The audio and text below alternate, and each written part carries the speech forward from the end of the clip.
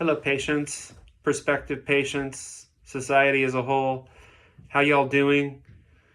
I know that this pandemic situation has been a challenging one for all of us. I hope that you and your family are staying safe, staying sane, managing to find reasons to smile. While it's clear that most of us are not succumbing to the virus itself, the effects of social distancing, social isolation, fear of transmission, and the depressing daily delivery from our media has undoubtedly taken a toll on all of us. We've been back rendering our typical dental services since June 1st, albeit in a very different capacity. As many of you know, I have a master's of public health that concentrated in infectious diseases, so I know how diseases spread and I know how to prevent that spread. Unlike most healthcare environments, we are truly maintaining single patient flow. No patient in our office ever sees another patient, and our reception area is no longer utilized. We are escorting masked patients from their cars through our front door, where a COVID questionnaire is conducted and a temperature is taken. Patients are then escorted to an enclosed operatory, given an oral rinse of 1% hydrogen peroxide to kill germs, including viruses, before having care rendered. We have nifty air purifiers in each room that use sophisticated HEPA filters to 0.1 micron, small enough to trap even viruses that are floating through the air. These filters are perhaps even overkill because we use high-speed suction at the source of the mouth that eliminates over 95% of potential aerosols anyways. My team has been highly trained on safe, effective infection control protocols. We changed our surgical scrubs for each new patient. We wear N95 and level 3 surgical masks, face shields. We're even mopping the floors with a Lysol disinfectant after each visit and wiping down all countertops, doorknobs, pens, etc. throughout the day.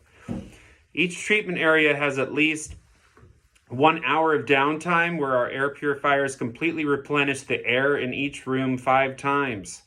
Of course, we're still doing all the same infection protocols we were doing before the pandemic, sterilizing our instruments, wiping down all surfaces in each room. Many patients have been back to our office, many of whom were long overdue for their recommended preventive services. Many have come in an unhealthy state with heavy plaque and resulting inflammation, primarily due to being overdue, being lower energy, and less attentive to their own dental health care or health care in general. I've also seen a lot of effects of stress from the pandemic manifesting in clenching, grinding activities, more tooth fractures than I have seen before in such a short period of time. I commend those of you who have returned to us, and the feedback I've received has been unanimously positive. The patients notice the attention to details and feel safe in this environment. For those of you that continue to postpone your own preventive health with our office and elsewhere, I understand your concerns, especially with the inundation of media attention to the pandemic. I would remind you that healthcare is an essential service. Your dental health is critical to your overall health.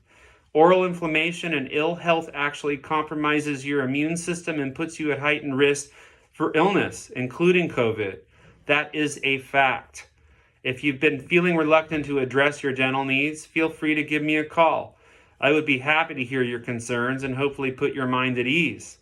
I have patients that were due 3 months ago and are calling to postpone their appointments to November, December, or thereafter, and I'm not sure why.